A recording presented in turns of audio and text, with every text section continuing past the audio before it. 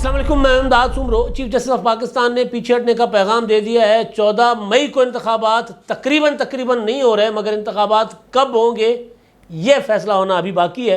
इंतखाबात अक्टूबर में होंगे, अक्टूबर के बाद होंगे या अक्टूबर से पहले होंगे, ये मामला हल तलब है और जिसके लिए सियासी मुज़ाकरात का रास्ता चीफ जस्टिस साहब कह रहे हैं कि हम खोलने जा रहे हैं। आसिफ जरदारी साहब ने खैर मकदम किया है। जमात इस्लामी पहले ही मुज़ाकरात का आगाज़ कर चुकी हुई थी और दीगर फरीकैन भी चीफ जस्टिस साहब के इस जेस्चर को अच्छे से ले रहे हैं, मुस्बत ले रहे हैं। अब देखते हैं कि इससे आगे निकलता क्या है और रास्ता इमरान खान साहब के लिए निकलता है, चीफ जस्टिस साहब के लिए निकलता है या इमरान खान साहब के मुखालफिन के लिए।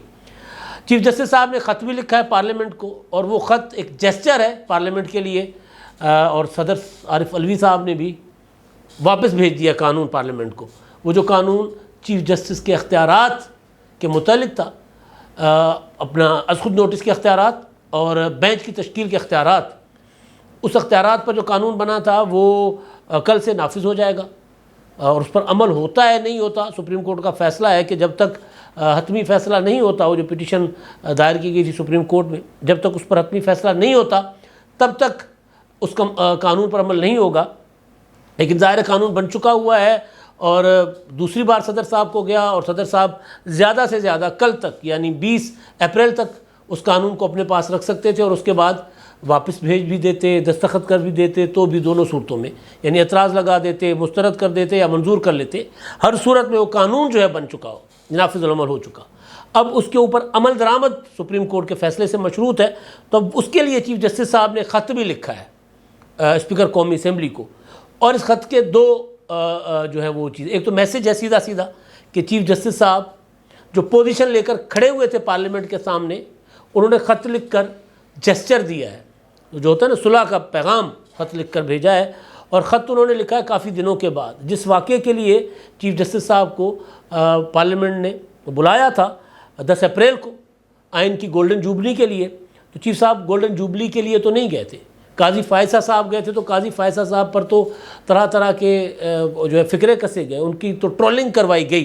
वो तो ज़ाहिर है चीफ साहब ने तो नहीं करवाई, लेकिन वो लोग जिनको आजकल ये वाले चीफ जस्टिस बहुत अच्छे लगते हैं, उन्होंने उनके ऊपर जो है तबसरे किए, तनकीद की। लेकिन अब चीफ जस्टिस साहब ने जो ख़त लिखा है वो ख़त उनकी जो अपना कन्वेंशन में गोल्डन जुबली की तकरीब में जाने को, काजी फ़ायसा की गोल्डन जुबली की तकरीब में जाने को इंडोस कर रहा है। वो उसकी कह रहा है कि ठीक हुआ है, जाकर सही हुआ है, क्योंकि उन्होंने अपने ना आने की जो रीज़न दी है वो ये नहीं दी कि जी मैं जो है वो चीफ जस्टिस हूँ तो मैं सियासतदानों के दरमियान आकर पार्लियामेंट के अंदर कन्वेंशन में कैसे बैठ सकता था। उन्होंने ये नहीं कहा, उन्होंने और रीज़न दी है। तो बहरहाल अब पहले वही मामला जो आज गर्म हुआ है उस पर बात कर लेते हैं और वो है इंतखाबात का। आज आपने देखा दिन भर सुप्रीम कोर्ट में समाअत रही और चीफ जस्टिस साहब ने अटर्नी जनरल की इस राय को बड़ा वज़न दिया, अहमियत दी कि जी हम लोग मुज़ाकरात कर रहे हैं और मुज़ाकरात का मामला आगे बढ़ रहा है मुज़ाकरात पर, लिहाजा हमें वक्त दिया जाए। चीफ साहब ने कहा ठीक है जी, हम आपको वक्त दे देते हैं, अगर आप लोग मुज़ाकरात से कोई तारीख़ तय कर लें सारे सियासतदान मिलकर, तो फिर हम तारीख़ बदलने को तैयार हैं, हम उस फैसले के साथ होंगे। वरना फिर हमने जो इंतखाबात करवाने का हुक्म जारी किया हुआ है उस पर अमल दरामद करवाएंगे। अब आसिफ जरदारी साहब ने इस मामले को खैर मुकदम किया इस फैसले का, क्योंकि पीपल्स पार्टी ने सीसी का इजलास बुलाया था कुछ हफ्ते पहले कराची में और उस इजलास में ये फ़ैसला हुआ था कि पॉलिटिकल इंगेजमेंट की जाएगी। फिर उसके बाद एक कमेटी बनाई गई, यूसुफ गिलानी साहब, कमर जमान कारा साहब और नवीद कमर साहब की पर मबनी कमेटी थी, जिन्होंने मुज़ाकरात भी करना शुरू कर दिए। अटर्नी जनरल ने आज अदालत में बताया था कि जी मौलाना फजलुर रहमान साहब के अलावा बाकी तमाम इत्तेहादी जमातें पॉलिटिकल डायलॉग के लिए पीटीआई के साथ आमादा हैं, राज़ी हैं। मौलाना साहब को मनाने के लिए बिलावल भुट्टो जरदारी साहब आज उनके गांव जाएंगे, तो बिलावल साहब गए, वहाँ पर उन्होंने मुफ्ती अब्दुल शकूर साहब के जो इंतकाल हुआ एक्सीडेंट में, हलाकत हो गई उनकी, तो उस पर उन्होंने उनसे ताज़ियत भी की और उनसे मुशावरत भी की, उनको अपना आर्गूमेंट या अपनी जो बात उनके सामने रखी भी। अब उसमें क्या निकला वो मैं आपको सुबह के व्लॉग में बता दूंगा। मामला ज़ाहिर है मुज़ाकरात की तरफ जाएगा, क्योंकि मेजॉरिटी मुज़ाकरात के लिए राज़ी है और फिर मुज़ाकरात होंगे क्या, ये सबसे बड़ा सवाल है। चीफ साहब ने तहरीरी फ़ैसला भी जारी कर दिया, बाकी बातें भी सामने आ गई। उन्होंने फ़ैसले में कहा कि जनाब ये सारे पॉलिटिकल लोग जो है आसिफ जरदारी, शहबाज शरीफ और बाकी जो लोग हैं वो मुज़ाकरात की तरफ जाएं और कोई हल निकालें, कोई रास्ता निकालें, वरना फिर हमारा फ़ैसला तो मौजूद है। अब मसला ये है कि जब सुप्रीम कोर्ट ने मुज़ाकरात का वक्त दे दिया और सियासी जमातों ने कहा कि हमें वक्त दे दें, क्योंकि ये मुज़ाकरात है पॉलिटिकल, आसिफ ज़रदारी ने कहा है कि पॉलिटिकल डायलॉग में टाइम लगता है, 1-2 दिन में नहीं होंगे, लिहाजा सुप्रीम कोर्ट हमें ज़रा टाइम दे। यानी सुप्रीम कोर्ट टाइम क्या दे कि 14 मई वाला जो इलेक्शन का फ़ैसला है उस पर फिर अमल दरामद रोक दिया जाए। मतलब यही है ना दूसरा, क्योंकि आज हम बात कर रहे हैं 19 अप्रैल है, तो बीच में अपना 24 दिन, तो 24 दिन तो कुछ भी नहीं होते मुज़ाकरात के लिए ना। सियासी डायलॉग जब हो रहा होता है तो उसमें काफ़ी लंबी चौड़ी इंगेजमेंट्स होती हैं, मीटिंग्स होती हैं, बीच में ईद के दिन हैं तो बीच में 4-5-6 दिन तो वो निकल जाएंगे, तो बाकी आ जाकर रहेंगे कितने दिन सियासतदानों के पास? 15-16 दिन, 17 दिन। तो 15-16-17 दिनों में कोई पॉलिटिकल डायलॉग जो है वो हतमी नतीजे पर नहीं पहुंच सकता। तो लिहाजा 14 मई के इंतखाबात का मामला तो समझे कि वो लपेट दिया गया है, वो ख़त्म हो गया, क्योंकि उस पर अमल दरामद वैसे भी नहीं हो रहा था। इलेक्शन कमीशन ने लिख दिया कि जी हम नहीं करवा सकते, नामुमकिन हो गया है। सिक्योरिटी इदारों ने जाकर चीफ साहब को ब्रीफिंग दे दी कि जी ये मुमकिन नहीं लग रहा, नहीं होगा इंतखाबात। तो बहरहाल अब कहानी जो है वो ये है कि अब होगा क्या आगे। अब इमरान खान साहब की कोशिश ये है कि इंतखाबात अक्टूबर से पहले हो जाए, या कम से कम अक्टूबर में गारंटी मिल जाए इंतखाबात की। और चीफ जस्टिस साहब की कोशिश ये है कि इंतखाबात अपनी मौजूदगी में करवा के जाऊँ, क्योंकि चीफ साहब के जो करीबी मिलने जुलने वाले हैं उनसे हमारे राब्ते शाब्ते रहते हैं, तो उनकी फैमिली, उनके लोग जो हैं वो अपने करीबी हल्का अहबाब में कहते हैं कि चीफ जस्टिस साहब लेगेसी छोड़कर जाना चाहते हैं। वो चाहते हैं कि वो कुछ ऐसा काम कर जाएं कि पीछे उनको याद रखा जाए कि जी उन्होंने सारी ताकतों के साथ जो है वो के सामने डटकर चीफ साहब ने, जस्टिस उमर बंदयाल साहब ने आइन के ऊपर अमल दरामद करवाया। तो वो ये चाहते हैं कि इस तरह का तारीख़ उनको इस तरह याद करे। मुनीब अख्तर साहब ने भी, जस्टिस मुनीब अख्तर साहब ने समाअत के दौरान भी कहा था कि हम कोई अच्छा काम, हम ऐसा काम करना चाहते हैं जिससे लोग हमें अच्छे अल्फाज में याद करें तारीख़ में। तो ये अच्छी ख्वाहिश है, बुरी ख्वाहिश नहीं है कि अगर आप कोई अच्छा काम करेंगे तो लोग ज़ाहिर है आपको अच्छे अल्फाज में याद करेंगे। तो चीफ जस्टिस साहब की तो ख्वाहिश ये है कि वो लेगेसी छोड़ कर जाएँ, तो उसके लिए वो चाहते हैं कि उनकी मौजूदगी में इंतखाबात हो। अच्छा, अब जाहिर है, सीधी सीधी बात है, मुस्लिम लीग नून को या इवन पीपल्स पार्टी को बारे में नहीं है कि इंतखाबात जो हैं मौजूदा चीफ जस्टिस के होते हुए हों। और फिर मौजूदा चीफ जस्टिस अगर अपनी मुद्दत पूरी करते हैं तो सितंबर में आ जाएंगे काजी फायसा साहब। नवाज़ शरीफ साहब की अपीलें, नवाज़ शरीफ साहब के मामलात, 63A की तशरीहें, बड़े कुछ अदालत में पड़े हुए मामलात, जो चीफ जस्टिस साहब के पास जो अख्तियार है या वो जो इस्तेमाल करते हैं बेंच बनाने का, वो अख्तियार होते हुए और मौजूदा चीफ जस्टिस के होते हुए फिर नवाज़ शरीफ साहब के लिए कोई रास्ते नहीं खुलते। तो ज़ाहिर है हुकूमत की कोशिश ये होगी कि इंतखाबात अक्टूबर से थोड़े से आगे जाएं, या फिर चीफ जस्टिस साहब वक्त से पहले घर चले जाएं। अब देखते क्या होता है, इंतखाबात कब होंगे। ज़्यादा इम्कान यह है कि इंतखाबात अक्टूबर में ही, यानी अपनी मुकर्ररा मुद्दत में ही होंगे, उससे ज़्यादा जाना शायद मुमकिन नहीं है, और पहले होना भी मुमकिन नहीं है। पहले इमरान खान साहब के साथ इंगेज करने का मतलब ये है कि उनको इंगेज कर लें और उनको ये गारंटी करवा दें कि अक्टूबर में इंतखाबात हो जाएंगे। अच्छा, अब वो बाकी मामला तो मैं आपको नवाज़ शरीफ साहब की किस्से कहानियाँ बता चुका हूँ कि नवाज़ शरीफ साहब को क्यों सूट नहीं करता मौजूदा चीफ जस्टिस के होते हुए पाकिस्तान आना। और ज़ाहिर है मेरा एक मौक़िफ़ है जो कि मेरा ख़्याल है हर डेमोक्रेट का होना चाहिए कि नवाज़ शरीफ साहब के इंतखाबात में हुए बग़ैर आइंदा इंतखाबात को कोई फ्री एंड फेयर नहीं मानेगा। नवाज़ शरीफ साहब को गलत फ़ैसले के ज़रिए एक पॉलिटिकल इंजीनियरिंग करके पॉलिटिकल उनको निकाला गया था सियासत से, उनको नाअहल किया गया था, उनको गलत सज़ाएँ दी गई थी। मरीम नवाज़ साहबा की सज़ा ख़त्म हो गई, वही एक सज़ा थी, उनकी एक दो और है।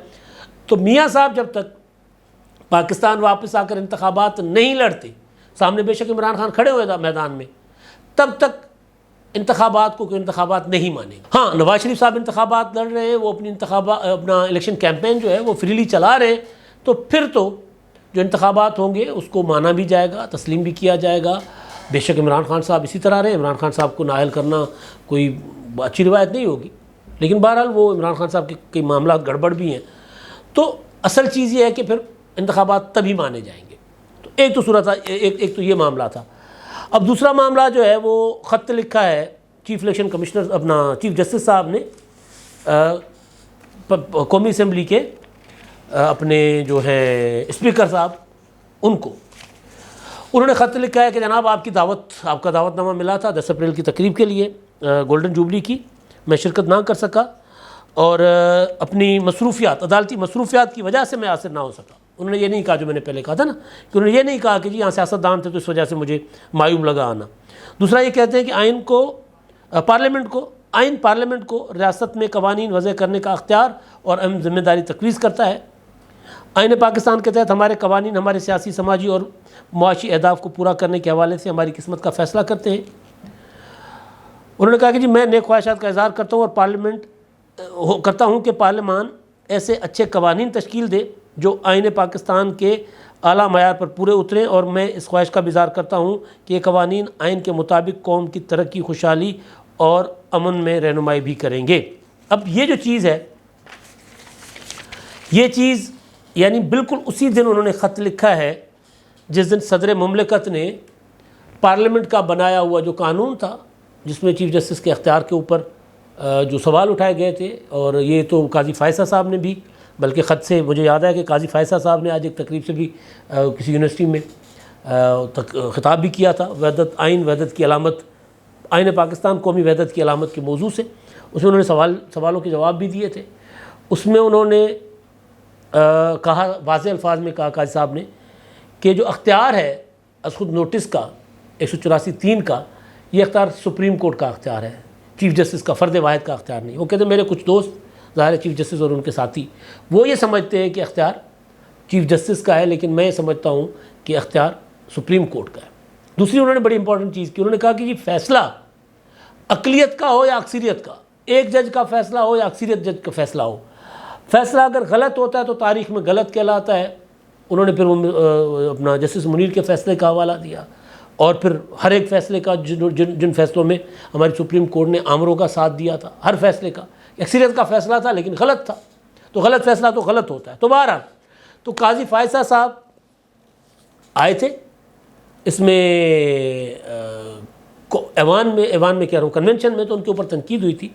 तो चीफ जस्टिस साहब ने उसी दावतनामे पर शुक्रिया अदा किया स्पीकर का और कहा कि मसरूफियात, अदालती मसरूफियात की वजह से मैं नहीं आ सका, और तवक्को ये करता हूँ कि पार्लियामेंट ऐसे कवानीन बनाएगी जो आइन से मुतसादम नहीं होंगे, आइन से मुताबिकत रखेंगे। अब सदर मुमलिकत ने आज ही वो कानून जो है वापस भेज दिया, यानी वो कानून अब बन चुका। 20 को बनना था, आज बन गया वो, क्योंकि जिस दिन सदर वापस करेंगे उसी दिन बन जाता है। सदर के पास अख्तियार था 20 अप्रैल तक रखने का।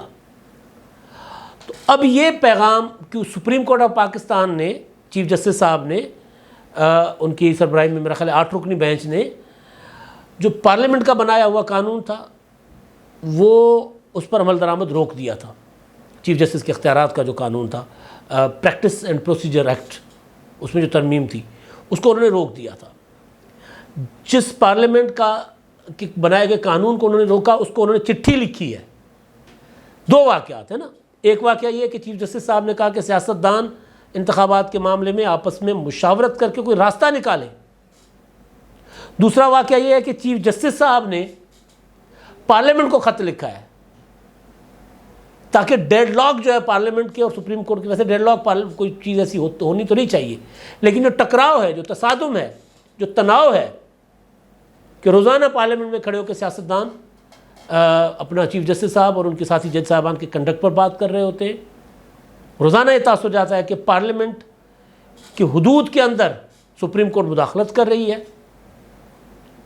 तो उस तासुर को ज़ायल करने के लिए या कम अज़ कम वो जो सुलह का पैगाम भेजने के लिए उन्होंने ख़त लिखा है चीफ जस्टिस साहब ने, और उस दिन लिखा है जिस दिन सदर साहब ने भी वो कानून जो है वापस भेज दिया पार्लियामेंट को कि जी नहीं, ये कानून ठीक नहीं है। और उसमें सदर साहब ने कहा है कि क्योंकि सुप्रीम कोर्ट ने अपना वो मामला सुप्रीम कोर्ट में है, लिहाजा इस मामले पर जो है मज़ीद कार्रवाई मुनासिब नहीं है, तो लिहाजा मैं वापस भेज देता हूँ। तो सदर साहब वापस भेजे ना भेजे, सदर साहब के पास कोई अख्तियार नहीं है। सदर साहब यही कर सकते थे बस। अब वो कानून बन चुका हुआ है। अब वो कानून पर अमल दरामद करने के लिए पार्लियामेंट आगे बढ़ेगी, नोटिफाई कर दिया जाएगा इस कानून को, नोटिफाई तो हो जाएगा, लेकिन वो जो प्रोसीजर है सुप्रीम कोर्ट वो अडॉप्ट करेगी या फिर चीफ जस्टिस साहब और उनके साथी जज साहबान, क्योंकि 8 रुकनी बेंच का फैसला था, तो अब अगर दूसरा बेंच बनेगा भी तो वो 7 रुकनी होगा, 15 तो टोटल जज है सुप्रीम कोर्ट में। अब उसके लिए चीफ जस्टिस साहब ने कि इसमें मज़ीद कोई पार्लियामेंट जो है वो आगे ना बढ़े, इसके लिए चीफ साहब ने ख़त लिख कर एक जेस्चर दिया है गुडविल कि देखें जी ये बात हम जो है ना आपस में चिट्ठियाँ लिख कर भी हल कर सकते हैं, लिहाजा पार्लियामेंट दोबारा इस मामले पर कोई ज़्यादा क्या होता है शदीद रद्द अमल ना दे। अब देखते हैं पार्लियामेंट क्या रद्द अमल देती है, लेकिन चीफ जस्टिस साहब ने पीछे हटने का एक क्या कहते हैं पैगाम दिया है हुकूमत को भी, सियासी तबके को भी और पार्लियामेंट को भी। अब तक के लिए इतना ही। अल्लाह हाफ़िज़।